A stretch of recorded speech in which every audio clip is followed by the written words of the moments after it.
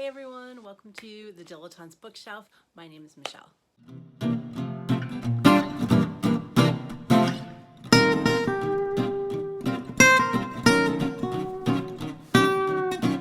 Today's video, I have another book haul for you. It's a used book haul. Now, I promise you, I do not go shopping every week for books. I do not buy books all the time. In fact, I have shared here on the channel, I do a lot with my local library. So I do check out books constantly from my local library. And the way I usually do it is if there's a book that I'm interested in, I will check it out from the local library. And then if I'm interested in it, if it's part of a series, then I will continue to buy the books in the series, and then I usually purchase the first one in the series so I can have a complete set. If it's just kind of a one-off book, if I love the book, then I purchase it to add it to my bookshelf. But that's just kind of my little system with things. If it's an author I'm not familiar with and it's a book that I've never, I don't really know much about, that maybe I just heard about on BookTube or on a recommendation, I do like to check it out from the library rather than owning it and buying it new at a full price, and then if I don't love it, kind of DNFing it and having a purchased book. I don't know why that just bothers me. So I do like to check out books from the local library first and foremost, but I have an amazing used bookstore near me, and it's really fun to go and kind of wander around. And this weekend I wanted to get some new books for my little free library. I wanted to get some more fiction and change a few things out. We've received some really lovely feedback from our little free library. It's a new endeavor for us and we're new stewards, and I've gotten some really lovely notes and people have been adding their own books. And I've kind of noticed what books, I had a bunch of books that I went through in our home that I no longer wanted, and I added to the little free library, and I'm kind of noticing which ones are sticking around. So I'm taking those out, donating those to a book drop, and then I'm going to just be kind of filling in with some extra fiction books as I go about. And of course there's the added bonus of the fact that I can read them myself before putting them into the little free library if I decided to. If you saw my October and Victober video, and I'll link that in the description below, of what I'm planning to read just for the month of October, I think I'm a little ambitious in my reading goals, so I definitely don't need to add more, but of course I will anyway. So I thought it would be fun to start off with the books that I picked up specifically with my little free library in mind. The first book is the Friday Night Knitting Club, and I have a particular patron of my little free library that I thought might like this one. I'm not positive. It says, once a week, an eclectic group of women comes together at a New York City yarn shop to work on their latest projects and share the stories of their lives. At the center of Walker and Daughter is the shop's owner, Georgia, who is overwhelmed with juggling the store and single-handedly raising her teenage daughter. Happy to escape the demands of her life, she looks forward to her Friday night knitting club, where she and her friends, Anita, Perry, Darwin, Lucy, and Casey, exchange knitting tips, jokes, and their deepest secrets. But when the man who once broke Georgia's heart suddenly shows up, demanding a role in their daughter's life, her world is shattered. Luckily, Georgia's friends are there for encouragement, sharing their own tales of intimacy, heartbreak, and miracle making. And when the unthinkable happens, these women will discover that what they created isn't just a knitting club, it's a sisterhood. So I thought that might be a fun book, so I'm going to be adding this one to the Little Free Library. Next up is the #1 Ladies Detective Agency, and fortunately the used bookstore had a couple of copies of this. I was actually really interested in it for myself, so because it was a trade, I think it's a trade paperback, it's fairly inexpensive. So I picked up 2 copies, one for myself and one to add to the Little Free Library. It is a series, and it's right up my alley. I do love a historical fiction piece, or maybe not historical fiction, I do love fiction that takes place maybe in the late 1800s, early 1900s, and especially if it has a female detective. I don't know why, those have just been my favorite books right now. So if you have any recommendations for those, please put them in the comments below, because those are kind of my favorites. But this says, the first novel in Alexander McCall Smith's widely acclaimed The #1 Ladies Detective Agency series tells the story of the delightfully cunning and enormously engaging Precious Ramatsui, who is drawn to her profession to help people with the problems in their lives. Immediately upon setting up shop in a small storefront in Gaborone, she's hired to track down a missing husband, uncover a con man, and follow a wayward daughter. But the case that tugs at her heart and lands her in danger is that of a missing 11-year-old boy who may have been snatched by witch doctors. So this looked really, really interesting, and I thought it would be fun to add this to the Little Free Library as well. Next up is Razor Sharp by Fern Michaels. I have never read any, actually I might have read some of Fern Michaels' work, but not in quite a while. And this one says, a friend in need needs the sisterhood. When it comes to repaying a debt, the women of the sisterhood, Myra, Annie, Catherine, Alexis, Yoko, Nikki, and Isabel never forget. And now one of their allies needs help when only they can give. A powerful attorney with a cutthroat reputation, Lizzie Fox has just taken on a high-profile new client, Lily Flowers, the madam of the high-end bordello operating under the guise of a summer camp. The Chips, aka the prominent Washington politicians who frequent the bordello, are stacked against Lily and her girls. But one phone call to the sisterhood might just swing the vote. And soon, even the highest courts in the land will prove no match for the seven fearless friends determined to ensure that real justice is served, sisterhood style. So this looked really good. I don't know if this is, I don't think this is a series. Oh no, it is. So apparently this is book, I'm not quite sure. Book 8 maybe? Oh no, it looks like book 11. So it is a sisterhood series. I think the first book is Hocus Pocus, it looks like, from what's inside here. So this is just, I think it's book 11 from what I could see from the inside cover. So this is also going in the Little Free Library. Next up is The Bourne Dominion. I have never read any of the Bourne books. I've seen the movies, but I've never read them. And I just thought this was, you know, I was trying to pick out some I thought were fairly popular that might be a good addition to the Little Free Library. And so that's why I grabbed this one. This is a teen young adult book. It's called The Fairy Path, and it is by Freewin Jones. I had picked this up, and I figured it was going to go in the Little Free Library, and I had shown it to my daughter to see if she might be interested, which she wasn't. So it's definitely going to go into the Little Free Library. It says Anita was living an ordinary life until an elegant stranger pulled her into another world. Swept away into a court of magic and beauty, she discovers she is Tanya, the lost princess of Fairy. Since Tanya's mysterious disappearance 500 years before, Fairy has been sunk in darkness and gloom. With her return, Fairy comes alive again as a land of winged children, glittering balls, and fantastic delights. But Tanya won't forget Anita's world or the boys she loved there. Torn between two loves and between two worlds, Tanya slowly remembers why she disappeared and realizes that she's the only one who can stop a sinister plan that threatens the entire world of Fairy. So this actually sounds like one I would be interested in. So it may go on a list to read somewhere down the road, but it's going to go in the Little Free Library for now. Next up is The Inn at Eagles Point by Cheryl Woods. It's been years since Abby O'Brien Winters set foot in Chesapeake shores. The Maryland town her father built has too many sad memories, and Abby too few spare moments, thanks to her demanding Wall Street career, the crumbling of her marriage, and energetic twin daughters. Then, one panicked phone call from her youngest sister brings her racing back home to protect Jess's dream of renovating the charming inn at Eagle Point. But saving the inn from foreclosure means dealing not only with her own fractured family, but also with Tracy Riley, the man Abby left 10 years ago. Tracy can be a roadblock to her plans or proof that second chances happen in the most unexpected ways. So I thought this would go over well in the library as well. This book is by Jacqueline Winspear, and it is The Care and Management of Lies. And when I went to the used bookstore, I had a list of some books that I was trying to find for myself there. And one of them, and I'll be sharing that with you in a bit, is a series by Jacqueline Winspear. And when I saw this book, I picked it up. I thought it was for me, but then I decided that I'm going to just add this to the Little Free Library for now. It says, by July 9, 1914, the ties between Kezia Merchant and Thea Brizenden, friends since girlhood, have become strained.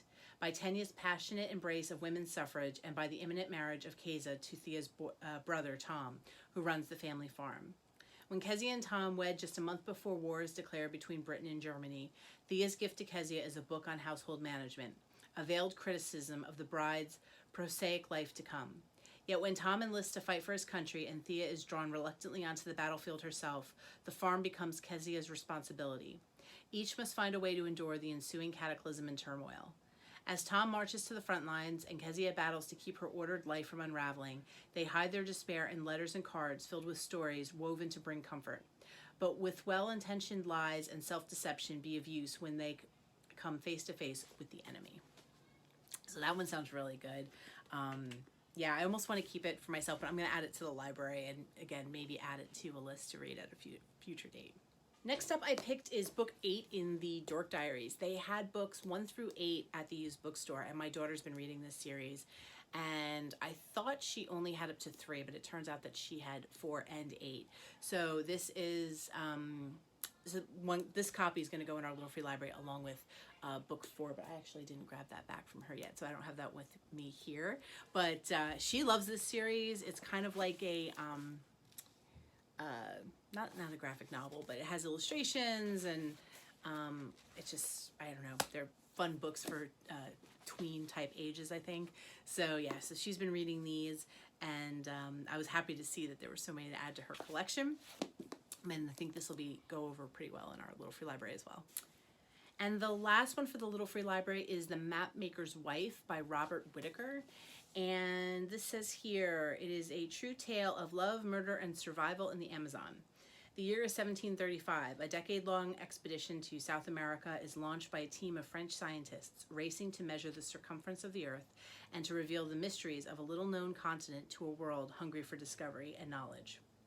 From this extraordinary journey arose an unlikely love between one scientist and a beautiful Peruvian noblewoman.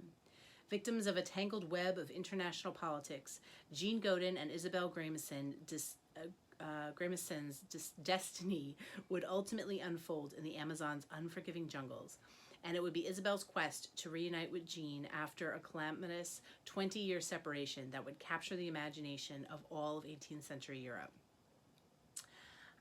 Where am I? A remarkable testament to human endurance, female resourcefulness, and enduring love, Isabel Grameson's survival remains unprecedented in the annals of Amazon exploration. So it sounds really, really fascinating. And there's even some images and things like that. So hopefully it'll find a good home in our Little Free Library. So now I'm going to share with you the books that I picked up for myself. The first one is The Lady Elizabeth, and this is by Alison Ware. I have been reading, and I've shared on here, her series about King Henry VIII's wives. I'm just on book 1 for that, but I'm really, really enjoying it. And I think at first I thought that this was one of those books of his wives, but it's not. I realized when I picked it up. And it says, even as a young child, Elizabeth Tudor is keenly aware that people in the court of her father, King Henry VIII, have stopped referring to her as Lady Princess and now call her the Lady Elizabeth.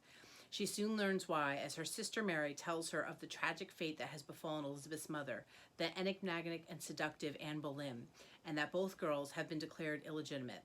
The death of their father 10 years later puts the orphaned Elizabeth in even greater peril. Like her mother 2 decades earlier, she is imprisoned in the Tower of London, and she fears she will meet her mother's grisly end. Power-driven politics, private scandal, and public gossip, a disputed succession, and the grievous example of her sister, Bloody Queen Mary, cement Elizabeth's resolve in matters of statecraft and love, and set the stage for her transformation into the iconic Virgin Queen, a woman far ahead of her time, an independent spirit who must use cunning and wits for her very survival. So this looks really good, and I'm not sure what order I'll read this in. Maybe I'll read this after I read the book. I think it's the second one in the Tudor series with Anne Boleyn. So maybe I'll pick this one up after that and read that and kind of make it my own little order of a series in that way. Next up is another one by Alison Ware, and I hope I'm saying her name correctly. I should look that up. But this is A Dangerous Inheritance, and it's a novel of Tudor rivals and the secret of the Tower, which I found fascinating. It says, when her older sister, Lady Jane Grey, is executed in 1554 for unlawfully accepting the English crown, Lady Catherine Grey's world falls apart. Barely recovered from this tragic loss, she risks all for love, only to incur the wrath of the formidable cousin, Queen Elizabeth I, who sees Catherine as a rival for her insecure throne. Interlaced with Catherine's story is that of her distant kingswoman, Kate Plantagenet, the bastard daughter of Richard III. In 1483, Kate travels to London for Richard's coronation and soon hears terrible rumors about him that threaten all she holds dear. Like Catherine Grey, she falls in love with a man who is forbidden to her. Then, Kate embarks on what will become a perilous quest, covertly seeking the truth about what befell her cousins, 2 young princes, who may have been victims of Richard III's lust for power. But time is not on Kate's side or on Catherine's, who has been imprisoned. What secrets will be revealed in the notorious Tower of London? So, yeah, I think I shared before, my history is not fabulous with this timeline, so I'm not sure. I feel like I should have read this one. No, this one might come up. No, this would probably come after the book I'm reading right now, yeah, looking at the dates. So, I don't know, I might work all these somehow intertwined in between reading the other series. The next one up is The Secret Life of Violent Grant, and it's by Beatrice Williams. And I just saw this and picked it up. That's really the only reason I got it. It says, fresh from college, irrepressible Vivian Schuyler defies her wealthy Fifth Avenue family to work at Cutthroat Metropolitan Magazine. But this is 1964, and the editor dismisses her until a parcel lands on Vivian's Greenwich Village doorstep that starts a journey into the life of an aunt she never knew, who might give her just the story she's been waiting for. In 1912, Violet Schuyler Grant moved to Europe to study physics and made a disastrous marriage to a philandering fellow scientist. As the continent edges closer to the brink of war, a charismatic British Army captain enters her life, drawing her into an audacious gamble that could lead to happiness or disaster. 50 years later, Violet's ultimate fate remains shrouded in mystery, but the more obsessively Vivian investigates her disappearing aunt, the more she realizes all they have in common, and that Violet's secret life is about to collide with hers. So it's kind of two different timelines, which I find really interesting to read. I haven't read a lot of books like that, but this one just sounded unique and interesting, so I thought I'd give it a shot. Next up is The Sisters Grimm, and I'll be honest, I picked it up because I just like the cover. And we've been, I did pick up a young adult version. I don't have it here, a young adult version of The Sisters Grimm, and this just seemed like another really interesting story. So it says, this is the story of 4 sisters Grimm, daughters born to different mothers on the same day, each born out of bright white wishing and black-edged desire. In 33 days, the sisters will meet their father in a place they go to when they dream. Only then will they discover who they truly are and what they can truly do. Then they will fight to save their lives and the lives of the ones they love. So it just sounded really, really interesting and kind of like a different spin on things. It'd be a great one to read, I feel like, for October, but I don't think I have any room left to add anything else. But if any of the books I've already chosen for October end up not working out, then this might be a good one to add to the pile. Next up is a Maisie Dobbs novel. It's not the first book in the series. So this is another kind of like a whodunit type series, I believe. And I'm looking for the first book, which I have found, I think it's on Thrift Books. Yeah, and then this book I picked up is An Incomplete Revenge, which is book, it looks like 5 in the Maisie Dobbs series. So these just sounded really interesting. It is, and interestingly enough, it's like I think it's like a lady detective series. I'm trying to remember now. But the review on the front cover is by the author who did the #1 lady detectives. So they all kind of went together. So I think these are going to be a lot of fun. I'm going to wait because I have this thing about reading series books in order. So I'm going to purchase the first one. They didn't have it at the used bookstore. So I'm going to try to get a hold of that and then add that to my collection. Next, I have my copy, which I just mentioned to you before, is the #1 Ladies Detective Agency. And then this is book number 2, which is Tears of the Draft. They did have a few others in this series, and I thought about picking them up, but I figured I'd give the 2 a try, see how I like them, and kind of go from there before I made the decision. But yeah, so those are the next 2 in the series. That's it. That is what I picked up at the used bookstore haul. The really cool part about that is all of those books were $34, I think I spent. So I just feel like it's a really great way to get books, to try new books. And yeah, and it's a great way to kind of have them cycle through, because the bookstore that I purchased these from, they also take donations. So it's a great way for me, if I have books that I'm interested in, I can bring them there, and then I can get books at a discount. So it's just I'm very grateful to having that around. And it's a nice way for me to get books to add to the little free library and of course to my own collection, which is always fun as well. So I hope you enjoyed this little haul. If you have any questions, please do comment down below and I'll do my best to answer them. Thank you as always for watching, and I will see you again next time. Take care. Bye-bye.